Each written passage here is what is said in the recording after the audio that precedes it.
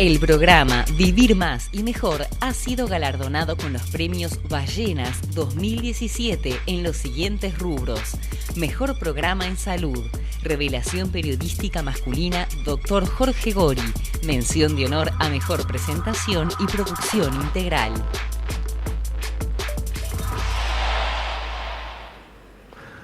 Buenas tardes, queridos amigos, otra vez más acá en este programa que llamamos Vivir Más y Mejor y que lo hacemos con mucho afecto y cariño para ustedes y, como siempre digo, no para enseñar medicina, sino para informarles sobre algunos aspectos que lo pueden ayudar para mejorar o mantener su salud. ¿Cómo estás, Lucas? Muy bien, buenas tardes. ¿Qué tal? ¿Cómo estás? Hoy vos sabés que tenemos un programa muy interesante y que mucha gente lo ha pedido. Ya Ariel Crespo lo anunció,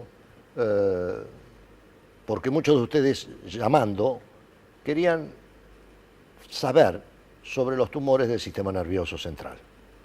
Es un tema complejo, delicado, pero lo vamos a llevar muy bien, dado que hemos invitado a una persona excelente, de alto nivel, que ya Lucas lo va a presentar, y que nos va a informar sobre muchas cosas que queremos saber sobre el tema. Y ustedes seguramente, como siempre, nos van a preguntar. Sí, vamos a hablar lo que pasa dentro del cráneo, ¿no? El sistema nervioso central, que está básicamente a nivel de la cabeza, del cerebro, y con un enfoque, viste como en el instituto trabajamos con la multidisciplina. El invitado de hoy decidió, ya desde hace algunos años, generar un departamento nuevo que es el de neurociencias, donde integra en forma interdisciplinaria el enfoque del cirujano del sistema nervioso central, que es el neurocirujano, el psicólogo, el psiquiatra, la gente que hace tratamiento de dolor.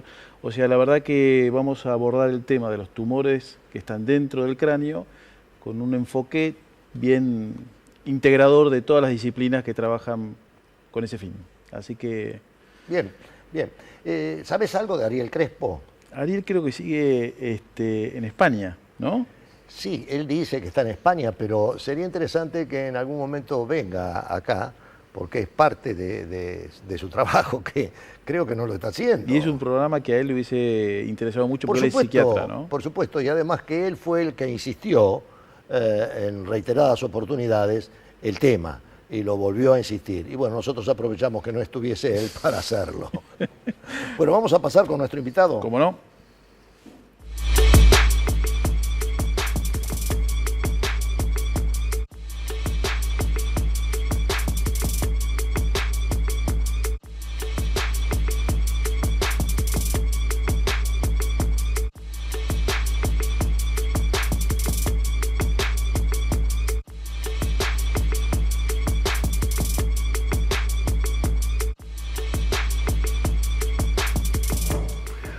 Bueno, Lucas, ¿por qué no presentás a nuestro invitado?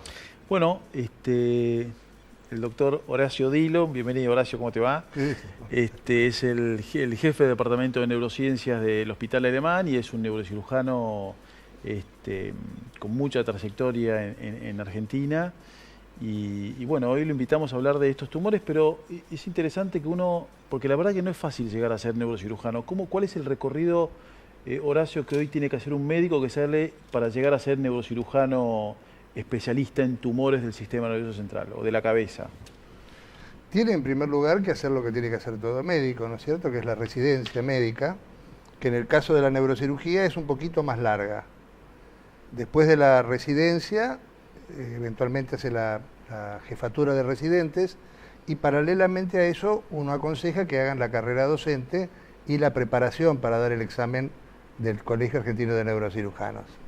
Hoy día la certificación es una garantía de calidad, lo mismo que la acreditación de las instituciones, así que lo que le aconsejamos es que se certifiquen. Y después, bueno, ahí empieza la cosa, ¿no? Son años, son 7 años la residencia, la jefatura y Y después dentro de la neurocirugía, porque la gente dice, ¿es lo mismo cualquier neurocirujano o tiene que ir uno a un neurocirujano que hace columna, hace sistema nervioso periférico, hace tumores del sistema nervioso central. ¿Está subespecializada la neurocirugía ahora? Y hoy día, como todas las especialidades, está tendiendo a subespecializarse. Diría que columna y cirugía endocraneana son dos diferencias bien marcadas, ¿no? Hay muchos neurocirujanos que se dedican a la cirugía de columna, exclusivamente. Los demás neurocirujanos operamos columnas también esporádicamente. Y después hay otras subespecialidades, como vos decías, nervio periférico, hipófisis. Claro, que van agarrando pequeñas áreas. Y esta decisión de haber generado el departamento de neurociencias, esta integración, explica quizás un poco qué significa, cómo son los equipos de trabajo que hoy cuentan ustedes para manejo de estas patologías, puntualmente los tumores del sistema nervioso. Bueno, hoy no se puede trabajar, creo que en ninguna especialidad en forma aislada. Hoy día es cada vez más grande la tendencia a trabajar en equipos multidisciplinarios. Nosotros en el hospital tenemos un equipo en el cual estamos cubriendo todos los espectros y trabajamos muy cómodos, muy interrelacionados. Intervienen neurólogos, neurofisiólogos, cirujanos endovasculares. Es muy importante la intervención de los neurocirujanos endovasculares porque cada vez están tomando más campo, claro. Psiquiatras, y de esa forma vemos en conjunto a los pacientes y nos complementamos.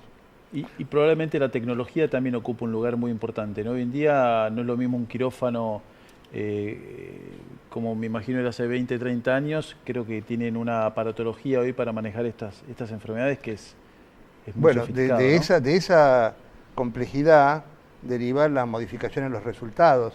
Si vos hace 20 o 30 años hablabas de neurocirugía, la gente pensaba que el que entraba a quirófano no salía nunca más. Claro. Y hoy día las cosas no son así, los resultados son óptimos, cada vez es menos agresivo, se usan técnicas más pequeñas, menos traumáticas, sí, realmente, y la tecnología, bueno, es la que ha aportado todo eso, ¿no? Claro, porque abrir lo que se llama vulgarmente la unidad sellada, ¿no? Sí. Hoy en día las diferentes formas de acceder... Horacio, después de esta introducción tan interesante que han realizado, te quiero hacer una pregunta específica de nuestro tema. ¿Los tumores cerebrales son comunes, son raros? ¿Cuáles son? No, son frecuentes. En un servicio como el nuestro es una patología de las más frecuentes. Lógicamente, bueno, más o menos la incidencia es 2 cada 10.000 por año. Y si uno hace una autopsia en la población general que muere de cualquier causa, encuentra que hay tumores cerebrales en el 2% de la gente. En algunos casos no se han detectado y en otros casos sí. O sea, ¿Cuál es el tipo de tumor más frecuente del cerebro? Bueno, la división clásica es tumores primitivos del cerebro. Sí, esos. ¿Cuál es y tumores metastásicos. Los primitivos a su vez los dividimos en dos partes. Los que son de las neuronas, que son las células del cerebro, y los que son del sostén de esas neuronas, que son células, la oligodendroglía, la astroglía, que les dan sostén. Cualquiera de las dos pueden tener tumores. Y las metástasis son también muy frecuentes. Son muy frecuentes porque... Metástasis es decir, un tumor de otra localización primaria y que se disemina al cerebro. Claro. Las más frecuentes son pulmón, mama, riñón, aparato digestivo, melanomas, y la razón por la que muchas van al cerebro es que el cerebro es un órgano muy vascularizado. Recibe la 1/5 parte de toda la sangre que sale del corazón, va al cerebro. Entonces, como las metástasis van por el torrente circulatorio, esa es la razón por la que hay tantas metástasis cerebrales. ¿Y qué síntomas siente un individuo que tiene un tumor cerebral? Bueno, puede haber distintos síntomas. ¿Y por qué dan síntomas, no? Porque la cabeza, claro, tiene una... en los chicos es distinto porque es elástica, pero en el adulto la cabeza es una estructura rígida. Entonces cualquier cosa que aumente la presión dentro de la cabeza empieza a dar síntomas. Esa es una de las primeras manifestaciones. Dolor de cabeza, sí, o vómitos, náuseas, ya cuando la presión es muy grande. Esos son síntomas generales. Y después hay síntomas que son locales de acuerdo a la localización que está en el cerebro. El cerebro no es como el hígado, que es todo igual. sino que cada parte del... No digas eso porque él se va a enojar. Sí, ahora no me simplifiquen el hígado, que es un órgano tan complejo como el cerebro. Sí, está bien. Bueno, sigamos. Pero digo, en cuanto a la funcionalidad, cada área del cerebro ejecuta una función diferente. Claro. Hay áreas que son del lenguaje, hay áreas que son de la memoria, hay áreas que son de la abstracción. Entonces, la manifestación que puede dar un tumor en esas condiciones es una lesión el equilibrio. El equilibrio, sí, también está en el cerebelo el equilibrio. Claro, sí. Pero también la movilidad también, ¿no? Los sentidos, ¿no? Como la audición, claro, la vista. Los pacientes pueden tener esos problemas, pero tomando lo que dijiste al principio, que dijiste del 2% de la gente tiene algún tumor cerebral, la mayoría son benignos, ¿o no? La mayoría son benignos, pero no dije que ese 2% que la gente no se asuste. No. Ese 2% es un hallazgo que en casi todas las patologías lo encontrás en las autopsias. Exacto. Pero eso pasó totalmente inadvertido. Desapercibido. Sí, claro. Hay tumores que son benignos y tumores que son malignos. Y esto, porque la gente empieza a decir, yo tendré, no tendré. ¿Cuáles son los... ¿hay alguna población de gente que vos sugerirías que se haga algún estudio? ¿En qué circunstancias la gente debería hacerse una resonancia o una tomografía? Si tiene síntomas, si no tiene síntomas diría que no. Porque si vos hoy te metés en un resonador y te hacen una resonancia de la cabeza a los pies, seguramente alguna cosa te van a encontrar. Exacto. Y eso va a llevar a que te hagan otras cosas, y todo lo que se hace sin necesidad, de alguna manera implica un riesgo también. Absolutamente. Nos llegaron algunas preguntas. Ingrid de La Matanza. Muchas gracias, Ingrid. ¿Viste cómo aprendo yo? Sí, esto lo hace Ariel Crespo. Nos pregunta lo siguiente: para detectar tumores malignos, ¿hay alguna manera de hacerlo? Hay maneras no agresivas, no quirúrgicas. Por ejemplo, la espectroscopía, que es un procedimiento, un soft, que se hace en el resonador. Hoy uno de los métodos más comunes y más precisos para diagnosticar es la resonancia magnética. La resonancia magnética nos muestra, es un tumor. Esa imagen... Es el método de elección. Es el método de elección en la mayoría de los casos. En la mayoría de los casos. Pero hay otros. Está bien. Esa resonancia nos va a dar características en la imagen que nos indiquen que puede ser un tumor maligno, como es inflamación alrededor del tumor, edema cerebral, las características de la forma del tumor. Pero hoy día la espectroscopía es una técnica que nos permite ya avanzar más, que no solamente en la forma, sino en la composición, ¿no? Entonces uno con la espectroscopía hoy ya tiene la posibilidad de hacer un diagnóstico bastante avanzado. Ya después, es decir, es una imagen que tiene características que nos permita determinar si puede ser benigno o maligno. Claro, se hace un dosaje en las imágenes de un elemento que es la colina, y la elevación de la colina nos habla de que ese tumor seguramente es agresivo. Pasado la etapa de diagnóstico por imagen, ya pasamos a otro diagnóstico. Hoy día las biopsias de cerebro son muy fáciles de hacer y muy precisas porque hay un equipo que es el neuronavegador. El neuronavegador es una imagen, el paciente se le hace una resonancia magnética previa después se lo lleva al quirófano y en el neuronavegador se carga esa imagen y el neuronavegador guía al cirujano con mucha precisión a la localización del tumor. Entonces, antes yo me acuerdo que por ahí los tumores... ¿Eso es método estereotáxico? No, estereotaxia es la determinación, también se hacen biopsias por heterotaxia. A ver, ¿por qué no nos explicas un poquitito las diferencias y qué es cada una? Bueno, la estereotaxia es una cirugía que se hace con parámetros en las 3 dimensiones y se coloca con un marco especial, haciendo un cálculo previo, la aguja en lo ¿A dónde tiene que ir? A dónde tiene que ir. Es un método que se empezó para hacer tratamiento de la cirugía del Parkinson, porque había núcleos muy precisos. Hoy día se hace con neuronavegación. La neuronavegación es absolutamente precisa. A tiempo real, uno va trabajando a tiempo real. Claro, si vos pones el paciente y el neuronavegador te guía. ¿Y cómo el neurocirujano hoy accede al cerebro? Porque obviamente está el cráneo, hay que hacer microperforaciones chiquitas del hueso. Depende, si es para hacer una biopsia se hace un agujerito. Un agujerito. Si es una cirugía, se hace una plaqueta, como igual que la... Se hace un cuadradito, se saca y después se reemplaza con teflón. Y también tenés vías de acceso que son, me imagino, a través de la nariz o de claro, de otras... La nariz es una vía de... nueva. Ahora vamos a eso, porque acá hay una pregunta, ¿no es cierto?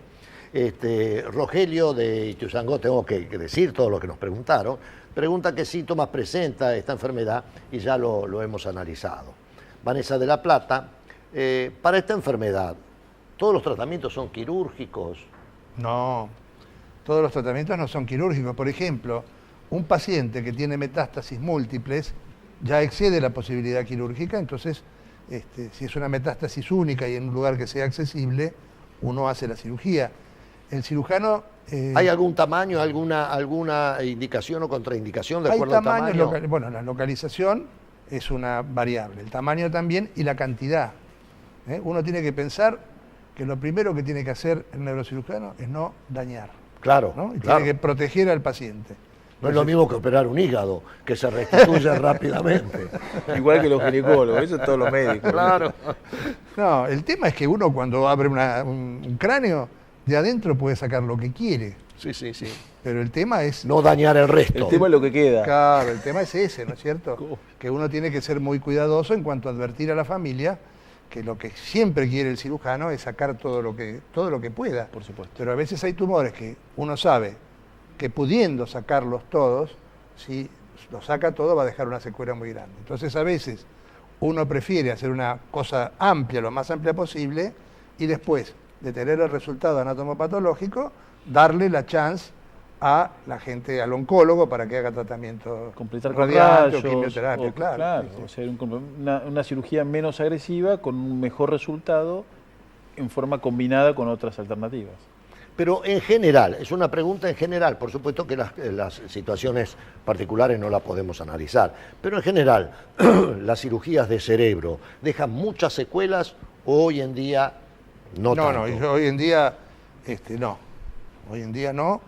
Primero porque aparte de la neuronavegación que nos lleva con una absoluta precisión, contamos con otros elementos, es decir, el uso del microscopio. No es una cosa nueva, es un elemento que ya usamos hace más de 40 años. Realmente nos ha facilitado porque uno ve magnificado todas las estructuras y las respeta.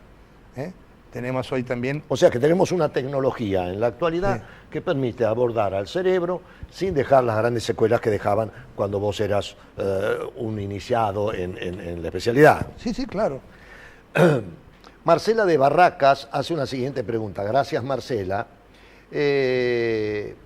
¿Quién presenta con mayor frecuencia cáncer de cerebro?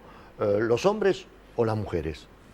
No hay una relación en cuanto al sexo. Hay algunos tumores que por ahí tienen cierta incidencia en cuanto a lo hormonal. Por ejemplo, los meningiomas, que son tumores benignos, tienen una especial predilección o un estímulo de los estrógenos que son más comunes en las mujeres. Pero no hay una incidencia por el sexo. ¿Hay una incidencia de mayor, si yo tuve un papá o un abuelo con tumores cerebrales, yo tengo mayor incidencia de tener tumores cerebrales? Tampoco. Bien. ¿Hay alguna causa predisponente para que se desencadene o presentar un tumor cerebral? ¿El cigarrillo no? No, por eso no es como el tumor de pulmón, que tiene una relación directa, o el tumor de piel con la exposición al sol. No, en los tumores de cerebro no. Últimamente estaban hablando de que el teléfono celular tenía alguna, pero eso quedó totalmente... ¿Hay tumores cerebrales familiares o heredables? No.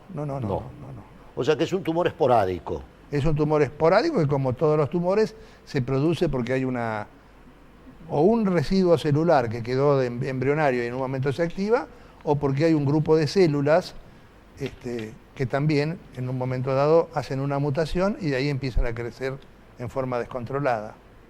Bien. Camila de Belgrano nos pregunta, gracias Camila, ¿cuáles son las causas? Bueno, ya lo acaba de decir, que no hay una causa específica para el cáncer de cerebro. Y Estela de Saavedra dice, ¿qué tipo de tumores cerebrales existen? También el doctor Dillon ya lo explicó. Pero acá hay algo para vos, ¿no es cierto? Marcela Navarros, de Almagro, gracias Marcela, dice: felicitaciones al doctor Dillon y a todo su equipo, en especial al doctor Ricardo Méndez, que hace 2 años me atendieron con una calidez humana y un profesionalismo admirable, junto al Departamento de Endocrinología. A todo el hospital, muchas gracias. O sea, que es algo que vos tenés que recibir como una, bueno, sí, un halago. Ahí puedo hacer una acotación.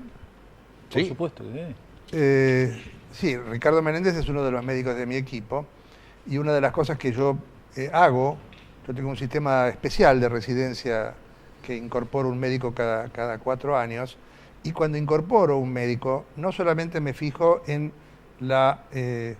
lo académico de ese médico, sino que me fijo mucho en lo humano. Muy importante. Claro. Muy importante. Que tenga integración, que sea responsable, eso le doy mucha importancia. La tiene. Porque un mal elemento dentro de un grupo...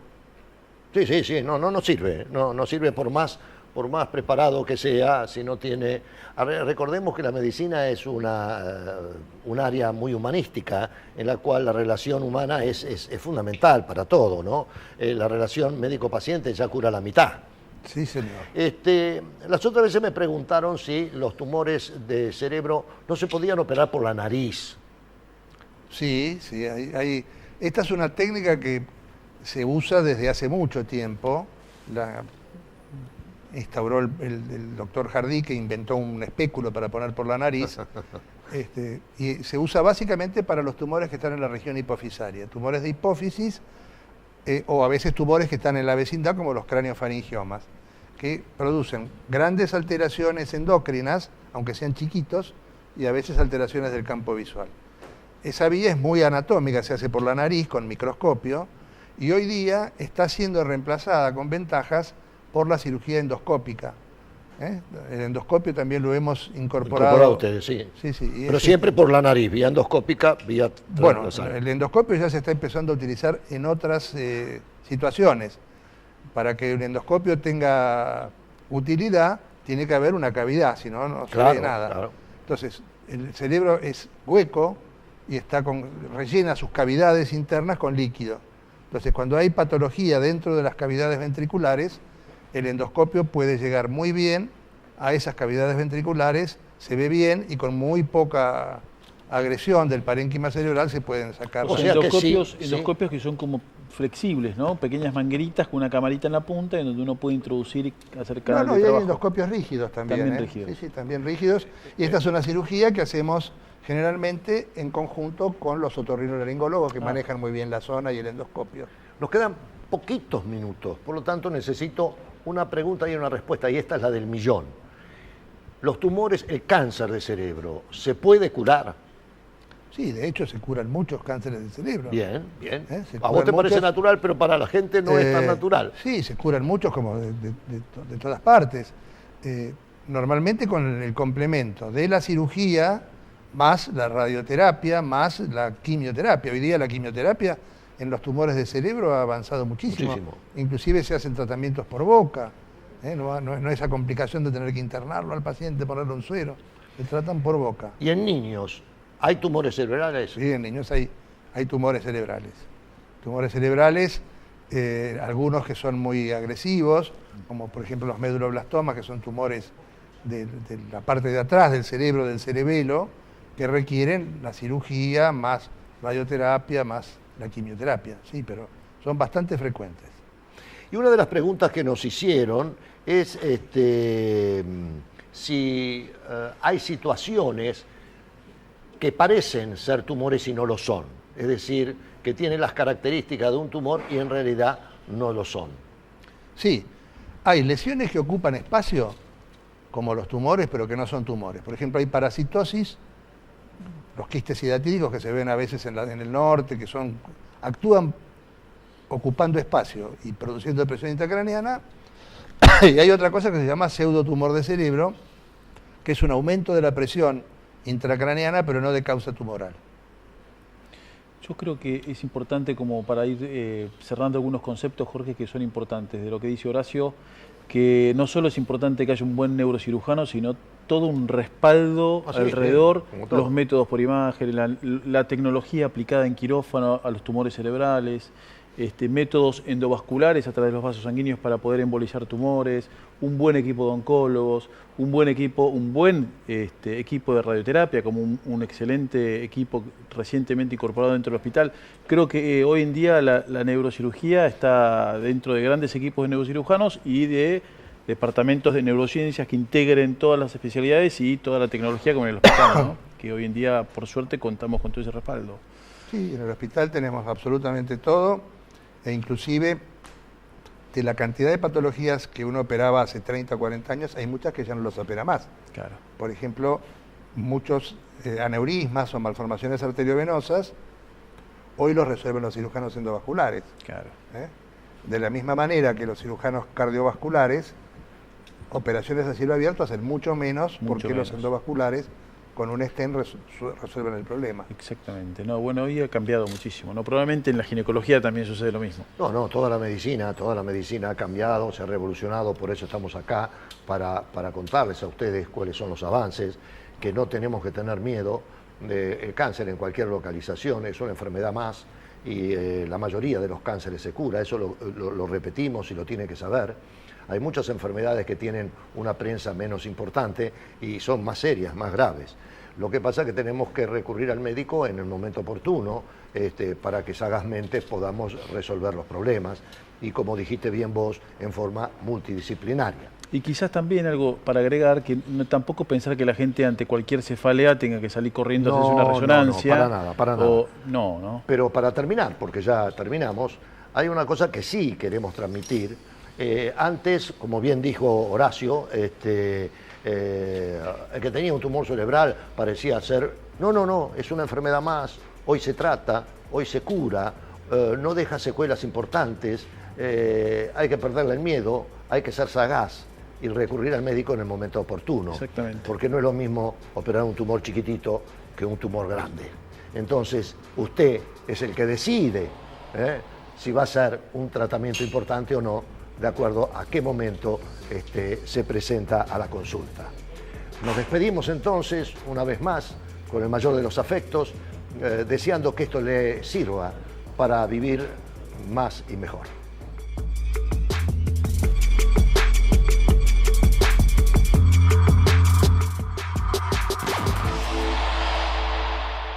Vivir más y mejor ha sido galardonado con los premios Ballenas 2017 en los siguientes rubros: Mejor Programa en Salud, Revelación Periodística Masculina Dr. Jorge Gori, Mención de Honor a Mejor Presentación y Producción Integral.